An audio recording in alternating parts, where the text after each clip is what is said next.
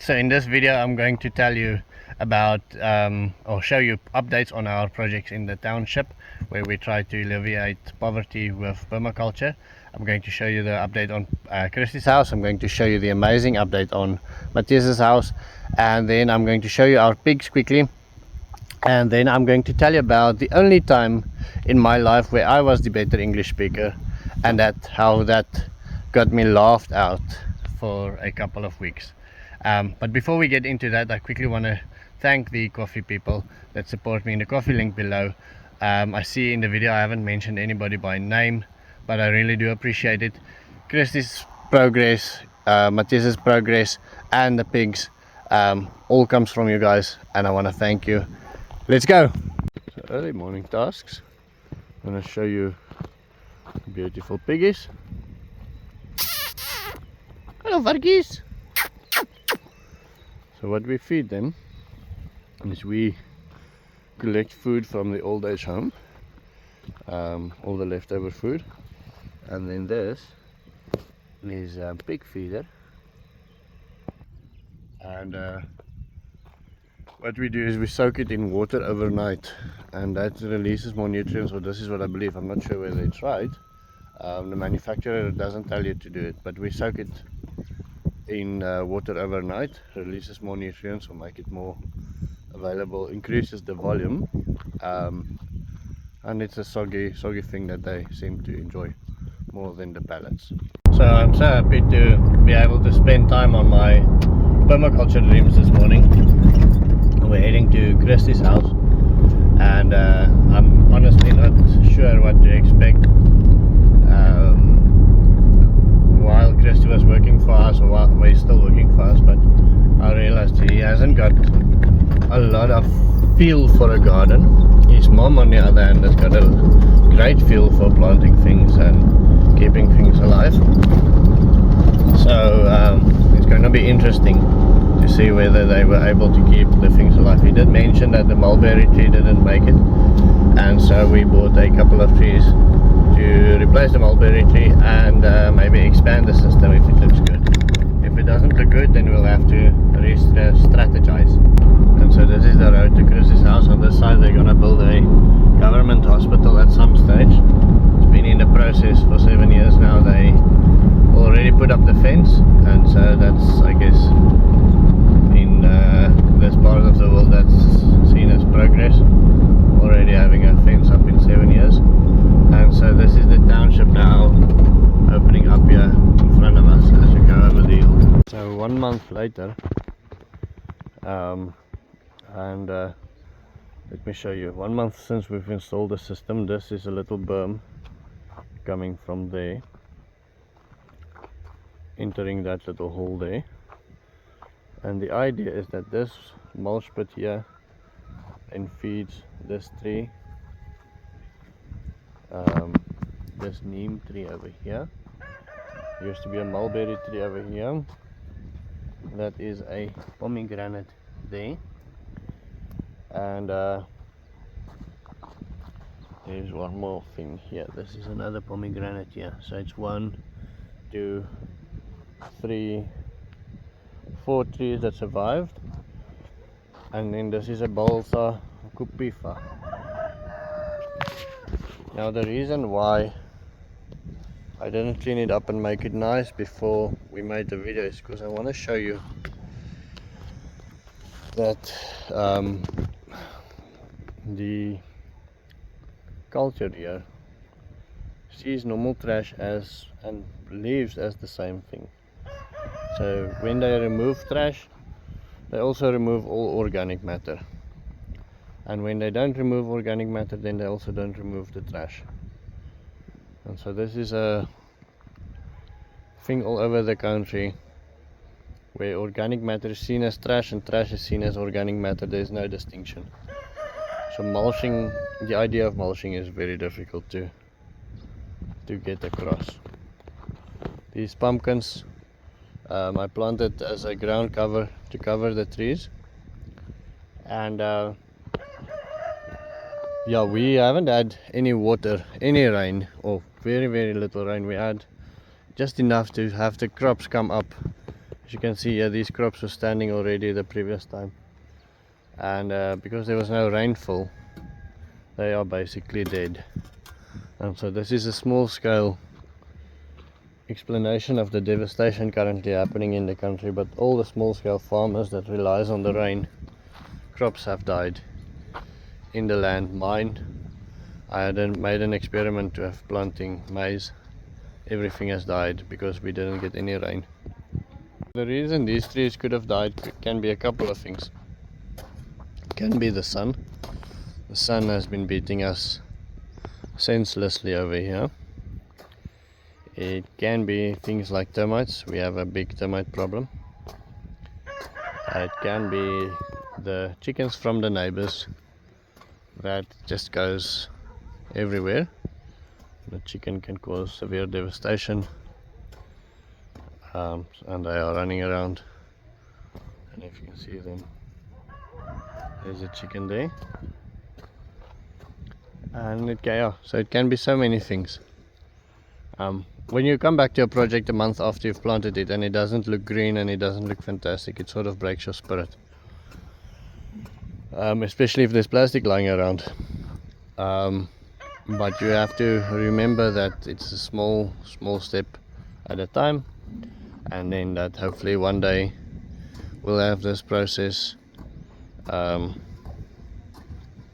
in such a way that it can be an inspiration to the neighbors. So one small step at a time, one tree at a time, one little plant at a time, one system at a time, just so we can affect some sort of change and start and relieve this severe poverty.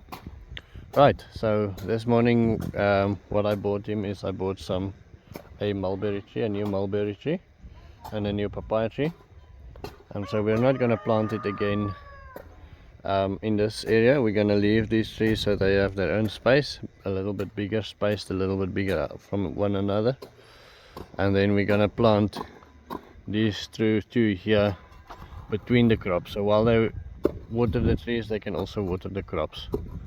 That's the idea.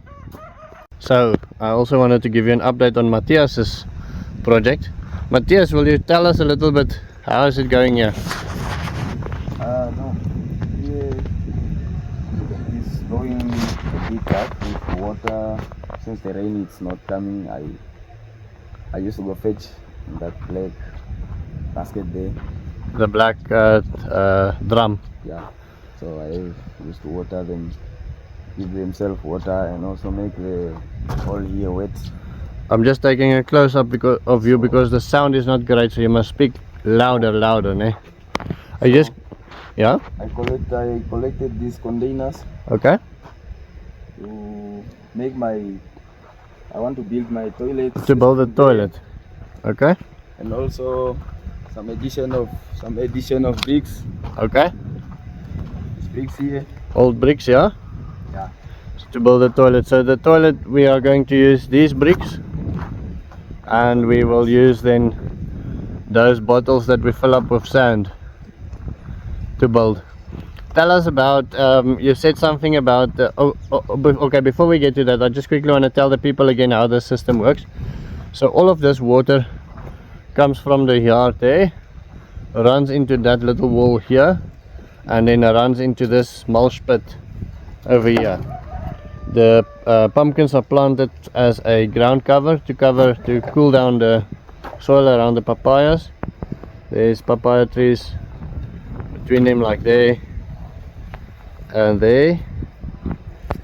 And the last time I was here, this wasn't here yet. The system that you put up here, it's that system. It is this one here. Yeah. This is also spinach. Okay, spinach. Small ones, we just planted them earlier. Okay. These ones we planted them like I think November somewhere there. That is also spinach, but I will not say in English. It is umutete. Umutete. Yeah. Okay. So my plan is to upgrade it that side because I still have some seeds inside.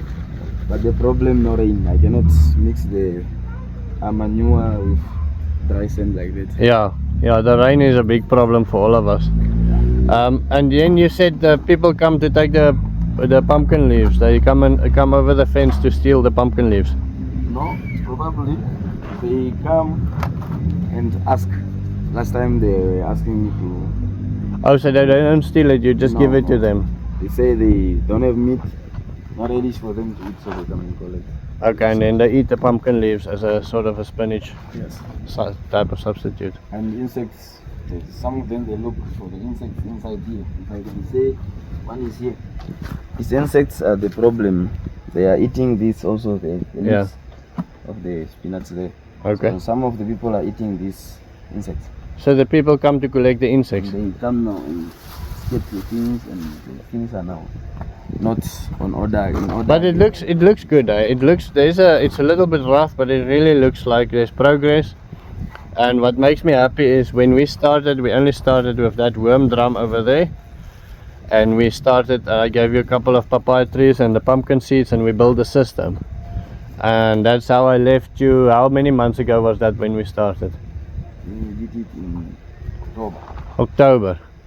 After that, you kept the trees alive, you kept the pumpkins alive, you expanded your system to include this, expanded your system to include this.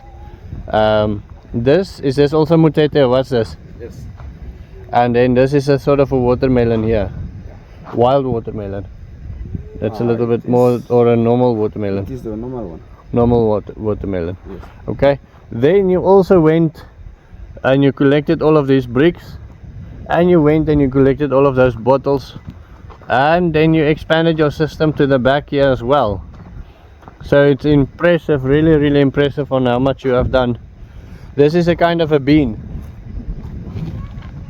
What is this? This one is also watermelon. Yeah. Watermelon. And this one, yeah. These ones are beans. Beans. Yeah. What kind of bean is it? That indigenous bean Yeah. that grows naturally in Namibia. Yeah, we plant them. What do you call them? I will not know what we call them in English, but we just use them. But because mostly you can also find their seeds in Agra. Oh, is it? Yes. Okay.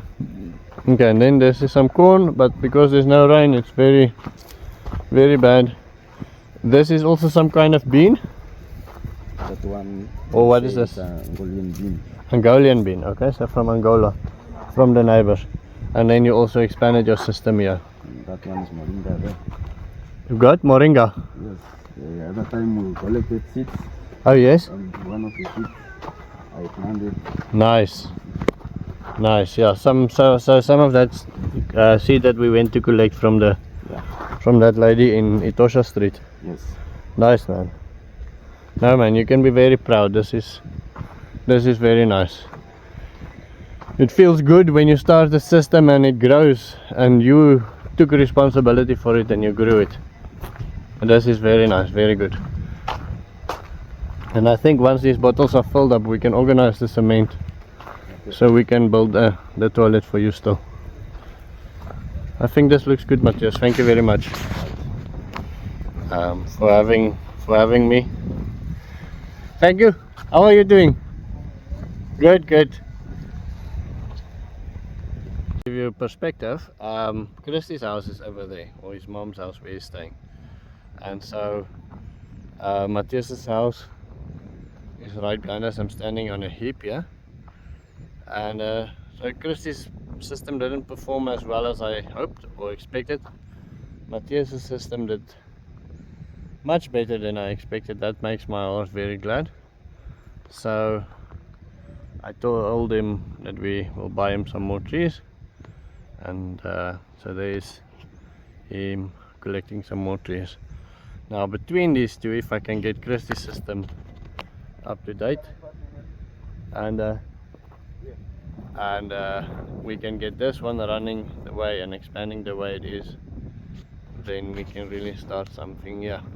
So I'm actually supposed to drive neighborhood patrol tonight, and so this made me think of a story that happened many years ago when I was living on an island, and I was in charge of the horses, and then one day a big cyclone came through. So after the cyclone and the rebuilding, which is a very interesting story that I must tell you one day, of the people there and things. But after that happened, there was quite a lot of theft in the hotel while they were busy rebuilding and so on. So I was tasked by setting up a guard. There was security guards, but I had to train them how to ride on horses, and then we had to do night patrols. So we trained the security guards to ride horses, which was something very interesting. And during night we tried not to switch on the lights, and one of our main things was actually just to check whether the other security guards are awake. So you would walk up slowly with the horses into the bush, where you know a security guard maybe would look after the beach or something, and you would go check if he's awake and wake him up if he's not, and then you have to decide whether you want to report him or not. Most of the guys, I woke up, but I couldn't get it over my heart to report them. But anyway, so this specific night it was quite cloudy and you could feel the rain was almost just coming down, and so we were riding in this little path through the bushes overhanging, can't see a lot, and all of a sudden there was these 4 guys showing up right in front of us, carrying these big backpacks. So now yeah, we've got action. I'm going to show these security guards how it's done and what. And I said to the guys, good evening, and I said good evening, and I said, who are you? And I said, we are fine, thanks, and you? And I said, no, who are you? And I said, looked me in the eye and I said, I am fine, thanks, and you? And I was starting to lose it, and I said, who are you? And he would look me in the eye and he would say, I am fine, thanks, and you? Like that. And so this kept on getting louder and louder until the security guards stepped in and I translated, and I said, who are you? And this guys explained, and we searched the bags and there was nothing, as far as I can remember, that they stole. And in any case, so my whole first action thing didn't work out well. In fact, the next couple of days, whenever I walked past one of the locals, they would look at me and say, who are you? And then they would look at the other ones and they would say, I am fine, thanks, and you? And this would be a big joke between the locals, because I couldn't get these guys to understand who are you part, and I couldn't understand the why I am thanks, fine, and you wasn't sufficient. And so sometimes when I drive these night shift neighborhood watch shifts, I still think of those days and what happened back then. And that's the end of my story. I hope you have a wonderful day.